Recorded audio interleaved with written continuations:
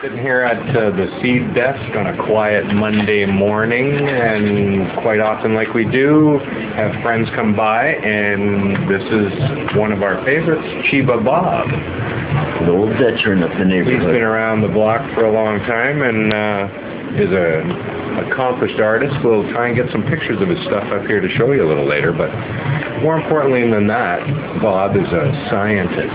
And teaches us lots about our favorite plant and a whole bunch of other things. So welcome to the show, Bob. Oh, there, marijuana man.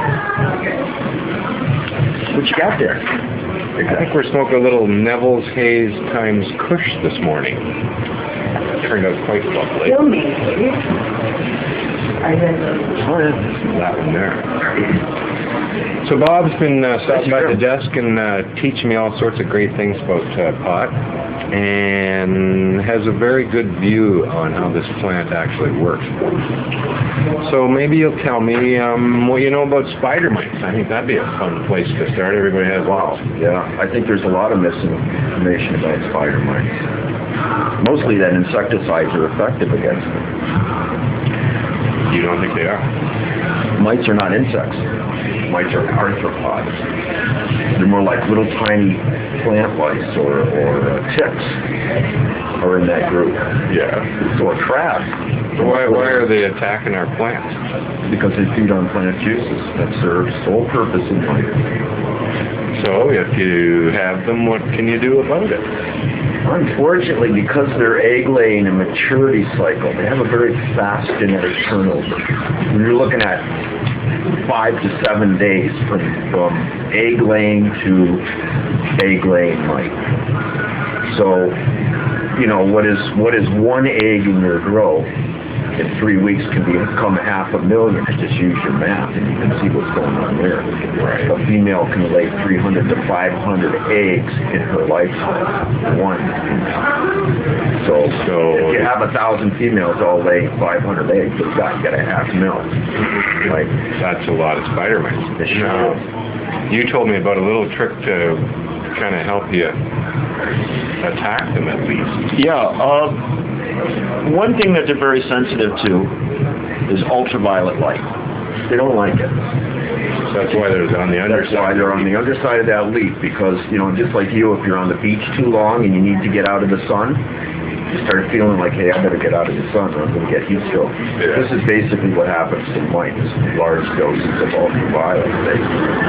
They get heat stroke and die. And they can dehydrate very quickly without deprived of food.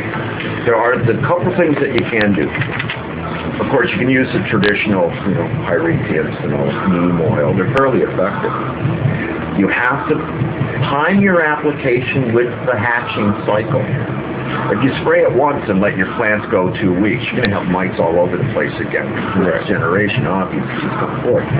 But if you do it 5 days and treat 5 days later and another 5 days, you have that 15-day cycle where the eggs don't have time to mature and lay eggs before you kill them. So 5 day, 5 day, 5 day applications. Get those pyrethroids and neem oil, if possible, off your plant as quickly as you can. How quickly? I usually apply poisons like that and let them sit for half an hour before I water my plants down. 2 reasons why. Number one, those poisons, anything they're going to kill, be it fungus, gnats, or mites, or whatever, whitefly, they're going to do so in the first half hour. Very effective poison.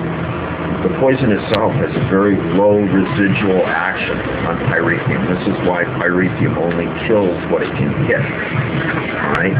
10 minutes after that pyrethrum has been on the plant, it's already at 25% of its strength. So you got to be spraying right on. Right. This is why they recommend organic pesticides like pyrethrum on fruit trees and food products, because the poison degrades so quickly that a week later it's not even poisonous. See, this is the idea. It oxidizes and dissipates. That's the idea. You want to keep things safe. And that's a nice thing about pyrethrins. They have a low residual action. That's why the application of 5-day, 5-day, 5-day. But get the water on your plant, because these neem oils and pyrethrins are usually suspended in soap mixture. Right. The idea being that the soap mixture creates a film, or the oil, either one creates a film. Mites breathe through very simple hook lungs, and they have spiracles that they breathe through, like little holes that deliver oxygen directly to the organs. So they have 1,000 throats, but no traditional mouth or lungs. See, kind of hard. Yeah, it's just little holes that go right to their organs.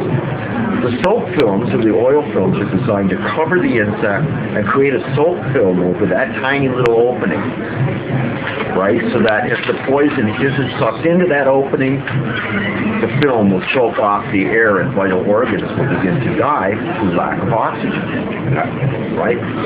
So that's the idea behind those oils.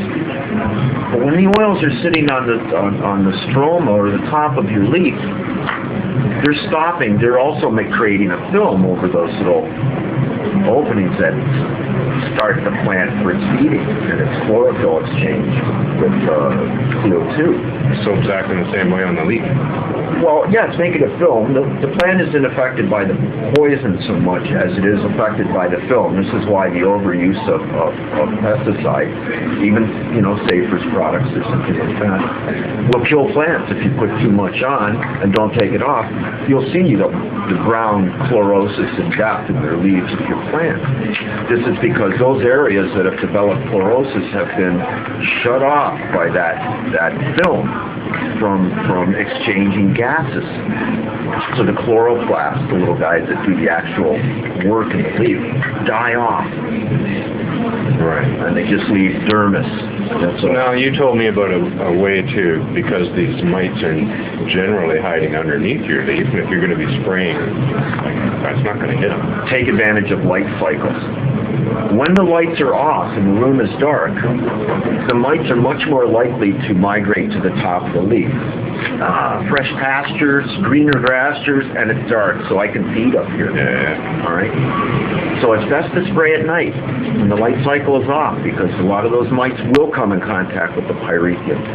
If you can't do that, it's a pain in the ass and it takes a whole day, but get those plants out, and what I do is I'll hold the plant stalk between my fingers to hold in as much dirt as possible, but I'll flip that sucker right upside down and hold it.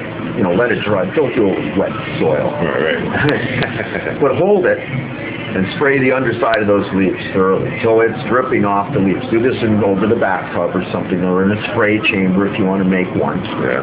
Right? And get the bottom side of those leaves. Take the plant, do the top half. Now the mites have nowhere to go. No shelter.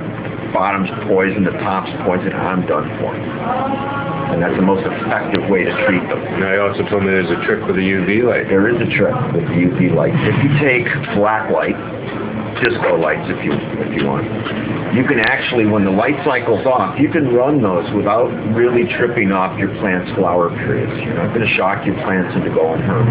But if you run those tubes of light down the rows of your plant, a lot of people don't do it because it gets fairly expensive, but that ultraviolet light, when your lights are off, when your cycle's off, that ultraviolet light irritates those mites, forces them to the top of the leaf where they can be treated.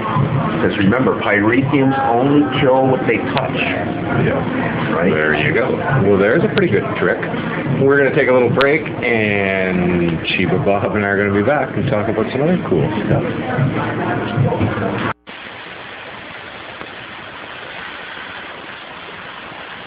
So we got another segment coming up a little later with Bob High. And what else I want to mention to you? Oh, Federation's back in the catalog. If you haven't seen that online, it's not in the print catalog. Should be this very next issue. But we're happy to have those folks back. They've certainly got some lovely genetics. Island Sweet Skunk, Mikado, Crown Royal, Big Mac, their UBC chemo. Check it out online at www.emeryseeds.com and take a look at everything we got. It's rocking, and so am I. Be right back.